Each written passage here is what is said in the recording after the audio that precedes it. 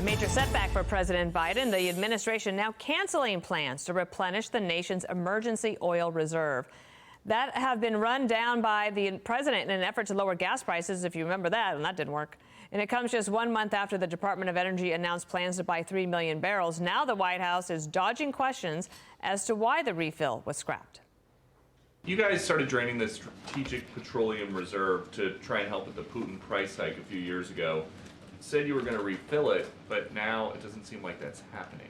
Why? Well, I believe the Department of Energy is responsible for that particular component, is refilling that. So I would refer you to the Department of Energy. The administration says reversing the plan right now prioritizes the taxpayer as oil prices rise sharply. Prices have jumped by about $15 just this year and could go up. When these polls, like the Wall Street Journal one, land in the White House and he's losing in all the battleground states. No, he's not losing in all the battleground states. He's coming up and he's even or doing better. So you know what? Once people start to focus in and they see their two choices, it's obvious that Joe will win this election. So there we go. The First Lady's out. That on CBS, pushing back on polls, showing her husband trailing former President Trump. Karl Rove has been doing his own deep dive in all this. And Karl, good morning to you. Morning. We got a number of things to go over you. All right, let's go ahead and put them up. Wall Street Journal, this was all the news this week in the Magnificent Seven, as I called them. Whoop, whoop, whoop. This is... There we go. There you go. So as you see, Trump is ahead, screen right, in just about every state except for Wisconsin, where on that poll they tie. What you see in it, Karl? Well, not good news for Joe Biden. And rather than you can't solve a problem in politics until you at least acknowledge the problem. And the First Lady did not acknowledge the problem. She dismissed the Wall Street Journal poll, which is a pretty good poll, as, you know, no, we're ahead. No, you're not. In 6 of the 7 states, you're behind. In 2 of them, Biden is trailing by outside the margin of error. Better for her to have said, you know what, polls are tough, but we're going to win, and the reason we're going to win is as follows. Instead of dismissing, you know, who are you going to believe, your lion eyes or me? This, to me, speaks to a bigger problem inside Biden world. The president has a temper. And apparently his wife has a temper, too, because here's this reporter lays this out, the moderator lays this out, and she immediately goes straight at him and says, you know, no. Instead of, you know, being a little bit more delicate and at least acknowledging that they got a problem, but putting the emphasis on the solution. Instead of talking about the solution, we're talking about her denial. That ain't good. I thought the comms on it were weird, too. Like, when you put the First Lady out, it's usually to raise money, get out the vote, that type of thing.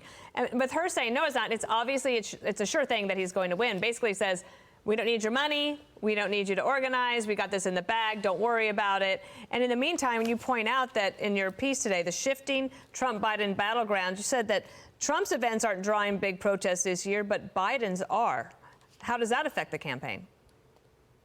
Well, it's not a good thing for the President of the United States to be having rallies or fundraising events or public addresses and be interrupted by protesters. And we don't know if this is going to continue between now and November, but it's not a good sign. And again, you don't see that at Trump rallies. You can understand why, but it is a problem for the President of the United States to have this. Now, nothing he can do about it except hope that it wears itself out, but it is an interesting commentary. Okay, go back to this poll here, Wall Street Journal. You think it's a good poll or not?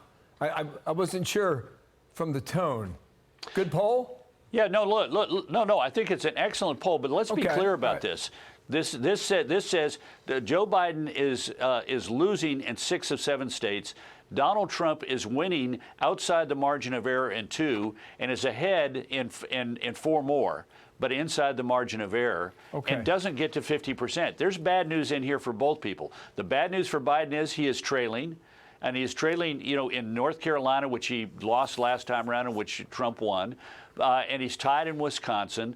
But the other 5 are consequential. You should, you know, it's not good to be behind in the other 5. I got you. So here's what the poll shows, and then I want to drive at my question here. That comes directly from your column today, all right? Who's best to handle the economy? Trump. Immigration border? Trump. He's over 50% on both.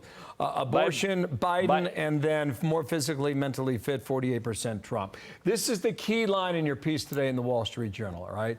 I'm saving everybody a lot of time and hassle. Are you ready, Karl? More than any race in memory, every candidate's conduct on each day of the campaign could influence the outcome profoundly. Every word there matters. Tell us why you wrote it. Yeah. Well, because we're in a different election. I mean, people have doubts about both of these men. Biden is behind. Trump is ahead. Trump, you touched on the most important measure. Who's better able to handle the job of being president? By 48 to 28, I think it is. They say Trump. That's a real problem for Biden. But nobody has made the sale. And so how they conduct themselves is going to have a huge impact on the people who are still up for grabs. Nobody's above 50%. And so who does Trump pick as his vice presidential running mate? How does Biden handle himself each day on the trail? How does Trump handle himself on each day on the trail? How are the debates going? Are we going to have debates? And how did those play out? Because this could be the most consequential set of debates since we had one debate in 1980 that sealed the election for Ronald Reagan. And if we don't have debates, who gets blamed for it? But so, this is going to be something worth watching each and every day because it is so much in flux, and the little changes in the critical battleground states, which is the other point I made in my column, can have huge consequences for the outcome of the election. Think about it. Less than a 1% change in the turnout among Hispanics and young people in Arizona, and Biden's victory margin, poof, gone. 0.3% drop in black turnout in Georgia, and poof, Biden's victory there is gone. So this is going to be, knife's edge for the next, months until November. All right, Karl, thank you so much for being with us. You bet. Thanks for having me. Thank you, Karl. I'm Steve Ducey. I'm Brian Kilmeade. And I'm Ainsley Earhart. And click here to subscribe to the Fox News YouTube page to catch our hottest interviews and most compelling analysis.